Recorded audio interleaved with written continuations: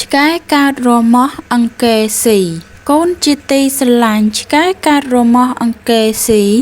ជ្រុះរោមអស់ក្នុងរដូវត្រជាក់វារមែងជាទុក្ខទោះជានៅទីណាក៏មិនសុខមិនស្រួលឡើយដែលវាមិនសុខមិនស្រួលនោះមិនមែនមកអំពីទីដេកទីនៅនោះទេគឺពិតជាមកអំពីរោគនៅនឹងខ្លួនរបស់វានោះឯងមនុស្សទាំងឡាយក៏ដូចគ្នាដែលមិនសប្បាយចេះតែក្តៅក្រហាយក្នុងចិត្តមកអំពីចិត្តត្រូវទោសប្រទុះចិត្តត្រូវទោសប្រទុះព្រោះមកអំពីប្រកាន់ធម៌ដែលមានពឹសទុកមិនព្រមលែងមិនសង្រួមអន្ត្រីហើយចេះតែបន្ទោសមនុស្សដទៃនឹងអ្វីទៀតជាខាងក្រៅមិនដឹងរឿងរបស់ខ្លួនឯងទៅណាក៏មិនត្រូវនឹងគេនៅឯណាក៏មិនសុខនេះព្រោះតែចិត្តខ្លួនឯងកើតស្រែងអង្គែស៊ីមិនមែនមកអំពីមនុស្សដទៃនឹងកន្លែងខាងក្រៅនោះទេកូនត្រូវយល់ថាហេតុកើតត្រង់ណាផលកើតត្រង់នោះ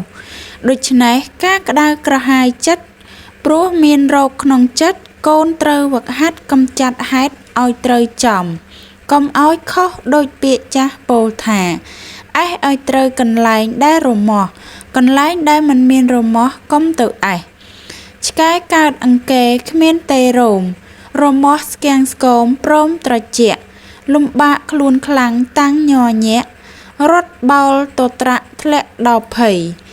ទៅកាន់ទីណាក៏ស្មាញ់ស្មុកទីនោះមិនសុខស្រុកឬព្រៃ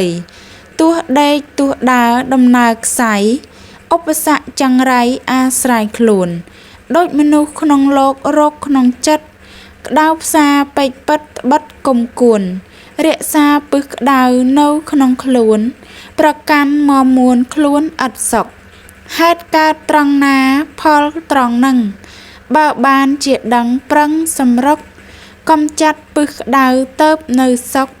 ទោះស្រុកឬព្រៃគ្មានអ្វីទាស់